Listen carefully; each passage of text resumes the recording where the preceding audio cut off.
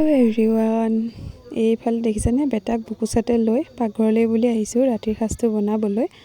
আজি বনাম ৰুটি আৰু মাংস। সদায়নো কিমান আৰু ভাত সোপাকৈ খাই থাকিম নহয় জানো। সেয়ে মই মাংসখিনি মেৰিনেট কৰি থৈ দিছোঁ। আনফালে আটাখিনি উলিয়াই তাতে এচিকুটমান নিমখ দি এতিয়া গৰম পানী দি এইখিনি ভালদৰে মঠি ল'ম যাতে ৰুটিখন কোমল হয়। আৰু এনেকুৱাতে আহি গ'ল নহয় ল'ৰাই, পিঠিৰ পৰা নামি একদম পূৰা লাড়ু বনোৱাত লাগি গৈছে। মানে পাকঘৰলৈ আহিলে সি আহিবই আৰু মোৰ পিছে পিছে মোক ডিষ্টাৰ্ব কৰিবলৈ। চব কামত যেন সিয়ে কৰিব তেনেকুৱা।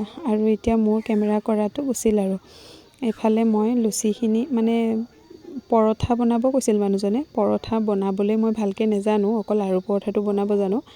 এতিয়া মোৰ এইখিনি ৰুটিখিনি ৰেডি হৈ গৈছে, আনফালে মাংসখিনিও উতলি আছে। এতিয়া মোৰ মাংস ৰুটি এইখিনি গোটেইখিনি হৈ গৈছে। আজি ৰাতিৰ সাজটো আমি এনেকৈয়ে খাম। আপোনালোকে বাৰু ৰাতিৰ সাজত কি কি খালে জনাবচোন। আজিৰ ভিডিঅ'টো ইমানতে সামৰিছোঁ। ধন্যবাদ।